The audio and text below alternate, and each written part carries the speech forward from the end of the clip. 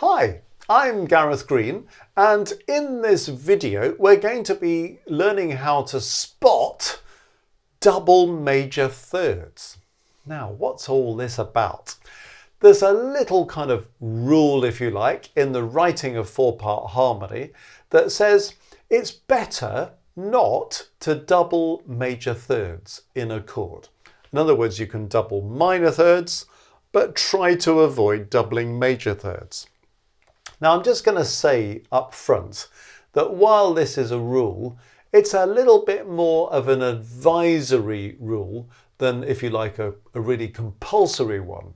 There are other rules in harmony, like try not to write consecutive fifths or consecutive octaves. And those, I think we have to treat more seriously. The reason I say this is actually, if you look at the music of many great composers, you will find examples of double major thirds. So, for example, look at the music of J.S. Bach. You'll find Bach doubles his major thirds. Well, he didn't have to worry about it. He wasn't trying to pass harmony exams or anything like that, of course. But actually, when you do look at it, you notice that generally speaking, Bach does avoid doubling major thirds, unless there's a good reason to ignore the rule. Well, it seems to me in any form of composition, that's very sensible. There are some people who make a virtue of writing consecutive fifths and consecutive octaves because they want to write in a style that really features that. Well, once it becomes a feature of a piece, well, you know, that's part of the character of the music, isn't it? Whereas if you just get the odd consecutive fifth, it tends to sound a bit strange. Well, double major thirds are not really offensive to the ear, but the argument is this, that a major third, if it comes more than once in a chord when you're writing four-part harmony, tends to slightly dominate the chord in a way that doubling a minor third doesn't. It's a bit of a moot point, but nevertheless, that's the thinking of it. So, if I take a C major chord, just take my C, E, G, and I organise that into four parts. And say I have it organised like this. Well, I've got two E's in that chord, and the E is the major third of that chord. Well, this is the argument, that if I have two of those major thirds, it tends to dominate the chord a bit. So if I take one of them out, so at the moment I've got a four-part chord that's the bass has got E, the tenor's got middle C, the alto's got E again, the soprano's got C. Okay, so here that slight dominance of the double major third. Now, if I move the alto from E up to G, the argument is that the chord sounds much better for it. And I agree, it does sound a lot better, doesn't it? If I have this, well, it's all right, but this is a lot better. Do you hear the difference? Or instead of having this, well, maybe the bass could move down to a C. And you might say, well, yeah, you've doubled the C now. You've got C and C. Actually, it doesn't have the same impact on the chord. So you can double the root of a chord. You can double the fifth of a chord. You can double the minor third if there is a minor third. But when you get a major third, it's always worth trying to avoid. Bach will double his major thirds if, for example, he's trying to preserve a scale run in the bass and it just happens to create a double major third on the way. Okay, is it better to break the scale run in order to avoid breaking the rule? Or do you think, well, actually on this occasion, I know I'm doubling the major third, but I'm going to do it anyway? That's the view he takes and the view that many other composers take too. So I think the basic thing is, don't write major thirds doubled for the fun of it. But if you end up thinking, oh, you know what, if I change that double major third, it's going to impair what I'm trying to achieve musically, well, that's where there might be a bit of room for manoeuvre. Okay, now let's think more about when we're likely to be doubling these major thirds. The piece of music that you can see here is in the key of E flat major. So let's just think in E flat major for a moment.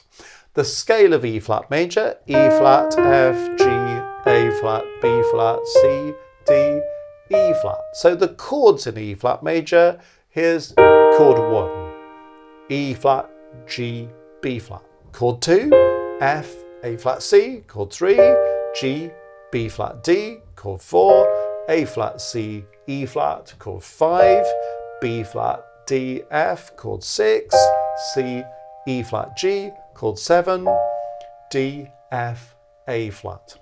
Well, in any major key, chords 1, 4, and 5 are major chords. All right, so 1 is major, 4 is major, 5 is major. The others are something else. So 2 is minor, 3 is minor, 6 is minor, 7 is diminished. Okay, well, the great thing about using the minor chords or the diminished chord is that you're not going to have major thirds in the chords because the thirds are minor thirds above the root. But when you're using major chords, the thing that makes it a major chord really is the fact that you have a major third. So say you've written a piece of harmony or you've written a piece of music and you're concerned about this double major third business. Well, instead of having to comb through every single note thinking, oh my goodness, what's going on with, is there a double major third here?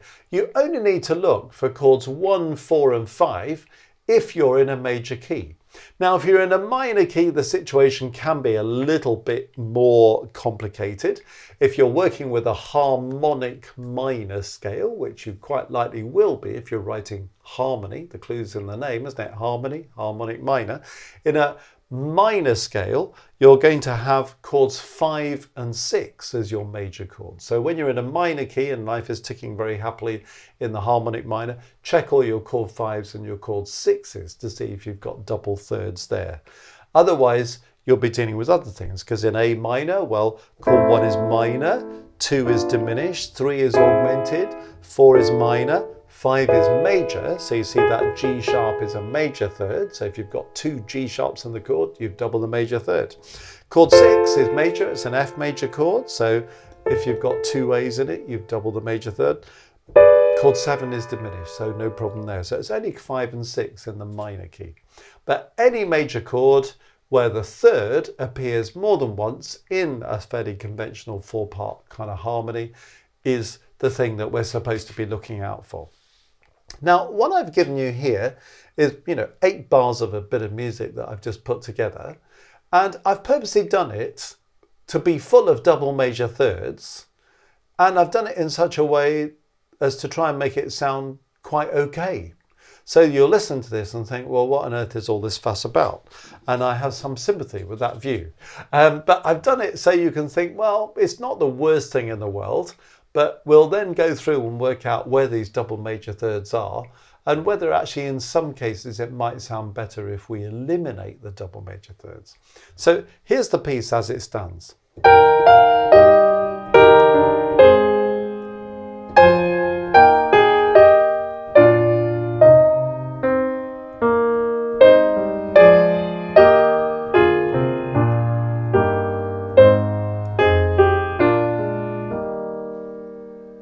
Okay, well, you listen to that, whether you like that style or not doesn't matter, but it doesn't sound offensive to the ear, does it?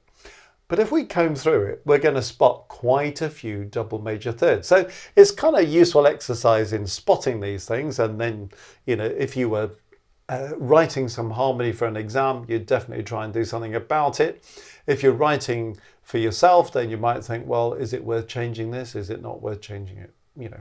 But let's go through and see what's happening.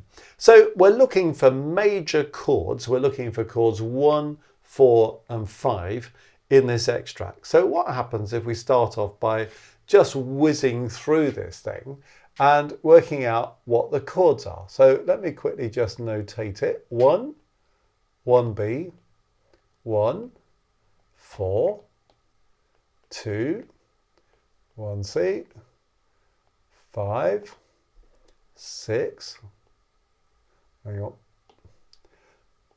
6, 4, 7B, 1, 5, 7B, 5, 7, 1B, 4, 2, 7,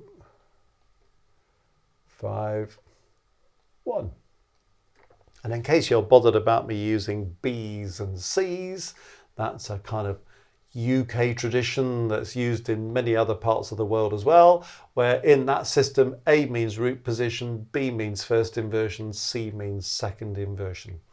If you've been brought up more on a kind of US system, you'll have used different ways of talking about this. So the root position will be a 1-5-3, the first inversion is a 1-6-3, and the second inversion is a 1-6-4, for example. Same thing there. So the point of just whizzing through to see what's going on is now to work out, well, which of the chords that are the ones that could be troublesome. So if we're in a major key, which we are, we're looking at anything that's to do with chords 1, 4 or 5. So which are the chords we need to look at? Well, here we've got a load of 1s. 4. 2 is not going to be a problem. There's a 1, there's a 5. 6 is not a problem. There's a 4, 7's not a problem. There's a 1, 5, 5, 1, 4. 2's not a problem. 5, 1. I've purposely put lots of major chords in this so that we can kind of draw attention to them. But you might find in a real piece that you would have far fewer of these major chords because you'd have more of these secondary chords, these minor chords and other chords going on. So now all we need to do is to check all the chords that I've circled and say, have we got double major thirds in this chord? So chord 1, the third of that chord is G. Well, we've got G, haven't we, in the soprano part, but we haven't got it anywhere else. So that's not doubled, it's just appeared once. I've got the bass on the tonic, on the root, the tenor's doubling the root, the alto has the fifth, and the third is at the top. So there's only 1/3. Look at the second chord in the first bar though, and you can see that we've got 2 Gs, haven't we? We've got a G and a G. So the G is the major third in a chord 1, isn't it? The G is a major third above that root note E flat. Because it's a first inversion chord, it's a 1B chord or a 1-6-3 chord, we've already got the major third in the bass. So if you have a major chord in first inversion, bear in mind you've already got one major third in the bass. So if that bass note comes somewhere else, you've doubled it. And that's why I've put that example in here. Okay, the next chord is chord 1. So we're looking for any doubling of a G again, aren't we? But there's one G in the alto part, but we've got E flat, so 2 roots, a fifth in the soprano, and only 1/3. So that's fine, that's not doubled. Going on to bar 2, you might notice that we have got a double major third here because we've got chord 4, the third of chord 4 is C. Because 4's a major chord, we know the C is a major third. So I've got A flat, C, A flat, C. So you feel that, you see the point of this rule, that major third slightly dominates the chord. So it's kind of thinking, yeah, okay, I might want to change something to get round that. Okay, so maybe I could change the tenor note, maybe I could change the soprano note, but just to kind of juggle your way out of it. The next chord is chord 2, so that's not a problem. Going into bar 3, we begin with 1C, so okay, 1 in second inversion. Have we got 2 Gs in that chord? No, we haven't. There's a G at the top in the soprano, but there's no G in the alto, the tenor or the bass part, so we're safe. Notice that when we go to the second beat, the 1C is still going on, but some of the notes have moved. So just check the second beat, just to make sure nothing has moved into a position where we've got 2 major thirds. Actually, you'll see we've got 1 G in the alto, but it's not doubled, so that's okay. End of bar 3, chord 5, the third of that is D, and that's going to be a major third. So if you notice, I've got D in the tenor and D in the soprano, so that's a double major third. Bar 4 is all about chord 6, so that's not a problem because it's a minor chord. Bar 5, we start with chord 4, the third is C, so it's going to be a major third, and we've got 2 of them, so there's a double one. Chord 7, no worries about that, it's a chord 7B to be precise, so maybe I should just put that in because it's First inversion chord, that's fine. So that's not a problem. Then we have a chord 1 at the end of bar 5. So have we got 2 Gs in that chord? No, there's only 1 in the alto. Marvellous. Go on to the next chord. It's a 5-7 B chord, a 5-7 in first inversion. Have we got 2 Ds in that chord, the third? No, we haven't. We've got a D in the bass. Life is good. And then there's a bit of messing about in the tenor and bass parts with passing notes. But when we go on to the second beat of the bar, we've still only got 1 D. This time it's in the tenor, so it was in the bass. Now it's moved to the tenor. But the bass has moved away from the D, so it's still not doubled. So that's great. End of bar 6. We've got a 1B chord. So remember, this is alarm bell time, because if it's in first inversion, it's a major chord in first inversion. So we've already got the third in the bass. But here, we've got the third in the soprano as well. So that's a double major third that will need fixing. Beginning of 7, we've got a chord 4, major chord. The third is C. There it is in the tenor. There it is in the soprano. So there's another double major third. The 2-7 that follows, that's not a problem because it's called 2. The 5 that follows could be a problem if we've got 2 Ds in it, because the D is the major third, but there's only 1 D in it. It's in the alto. The other parts have all got different notes of the chord. The last chord is a chord 1, so that is a major chord. The third is G. How many Gs have we got? We've got 1 in the tenor. So you see what's going on here? You're looking for the major chords, and then if you've got 1/3, brilliant. But if you've got 2/3, then that's when you have to start thinking, oh, what am I going to do about this? So I'm not going to go through and correct it all, but for example, in the first bar, where you've got those 2 Gs on the second beat, you could decide that, say, the alto is going to have a B flat repeated instead of the G. So instead of doing and having that double major third, the alto is going to stick on the B flat. Actually, does it sound better? Yes, it does. So you see, by fixing these things, sometimes you end up with a better result. So I hope that helps us to understand what this rule of harmony is about, because lots of people get slightly freaked out by it.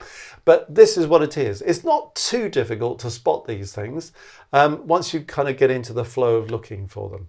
But I hope that's been helpful in explaining the rule, in clarifying what we mean by double major thirds, and where you're likely to find them, how to spot them, and then to start thinking about how you're going to fix them if you're going to. If you're wanting to get more into harmony, we've got lots of things to help you at Music Matters. If you go to www.mmcourses.co.uk, you can access our online courses. Things like the Advanced Theory course will cover the kind of topic we're doing in this video, and much more besides. You might want to look at the keyboard harmony course if you're a keyboard player wanting to get this going under your fingers, or maybe the oral dictation course that would just help you to be able to hear all this stuff more clearly as well. While you're on the website, you might click on the Maestros link on the homepage that will tell you all about our special Maestros community, a worldwide community of musicians. We meet together once a month in a live stream where you can put comments in a live chat, or we can have an exchange of musical ideas. You can submit compositions, recordings of performances you want some personal evaluation on. We cover all sorts of musical topics of great interest, and often responding to requests from members of the group. So that might be something else to go for.